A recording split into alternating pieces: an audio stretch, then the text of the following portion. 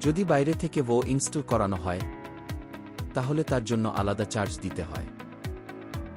কিন্তু আজ আমরা দেখব কিভাবে আপনি বাড়িতেই নিজে ভো ইনস্টল করতে পারেন। কোনো সমস্যা হলে বক্সে দেওয়া কাস্টমার কেয়ার নম্বরে যোগাযোগ করতে পারেন।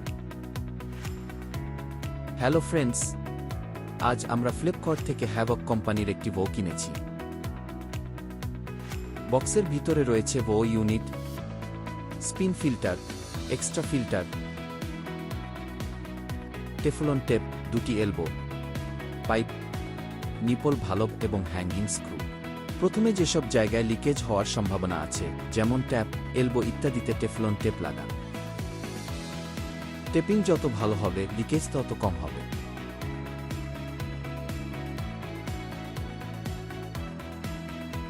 বাউল ফিল্টার খুলে রাবার রিং সঠিকভাবে সেট করে ভালোভাবে টাইট করুন। এলবো ঠিকভাবে ফিট করুন যাতে পানি লিক না হয়। এই ফ্লোর ট্যাঙ্ক ওভারফ্লো হওয়া থেকে রক্ষা করে। এটিকে সঠিক স্লটে লাগান যাতে ট্যাঙ্ক ভর্তি হলে পানি অটোমেটিকভাবে কেটে যায়।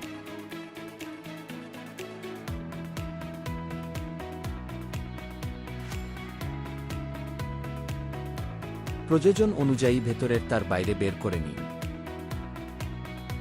তারের দৈর্ঘ্য প্রায় 1.5 মিটার, তাই সেটআপ করা সহজ হবে। গ্লাস কভার পরে লাগাবো। ট্যাপে ব্রাশ কানেক্টর লাগিয়ে হাতে টাইট করুন। কোনো টুলের দরকার নেই, হাতেই সহজে ফিক্স হয়ে যাবে।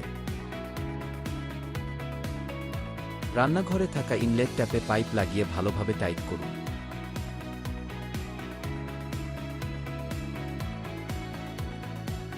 এই পানিটাই রতে যাবে।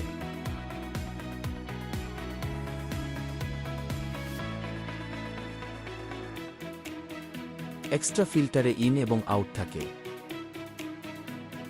প্রথমে ইনে পাইপ লাগান। আউটের পাইপ ওয়ের দিকে যাবে। ওয়াতেও ইন এবং আউট থাকে। আউটসাইডে নীল পাইপ লাগান এবং ইনসাইডে ফিল্টার থেকে আসা পাইপ লাগান। সব পাইপ হালকা করে পুশ করুন যাতে কোনো লিকেজ না হয়। এবার ভো চালু করুন। শুরুতে কিছু ওয়েস্ট ওয়াটার বের হবে, এটা নরমাল। এটা হলো থ্রিজ অ্যাডজাস্টার। এখান থেকে আপনি সহজেই পানির থ্রিজ নিয়ন্ত্রণ করতে পারবেন। থ্রিজ বাড়াতে বা কমাতে এখান থেকেই সেট করুন।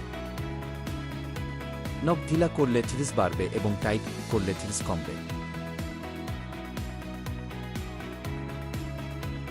কাঁচা পানির থ্রিজ ছিল 1000+। বয়ের পরে এটা 50 থেকে 70 এর মধ্যে নেমে এসেছে। এটি একটি ভালো ওয়ের পরিচয়। কোনো টেকনিশিয়ান ছাড়াই আপনার ভো ইনস্টল হয়ে গেছে। পিওর পানি, লোথিস, ভালো প্রোডাক্ট, ভালো রেজাল্ট। ধন্যবাদ।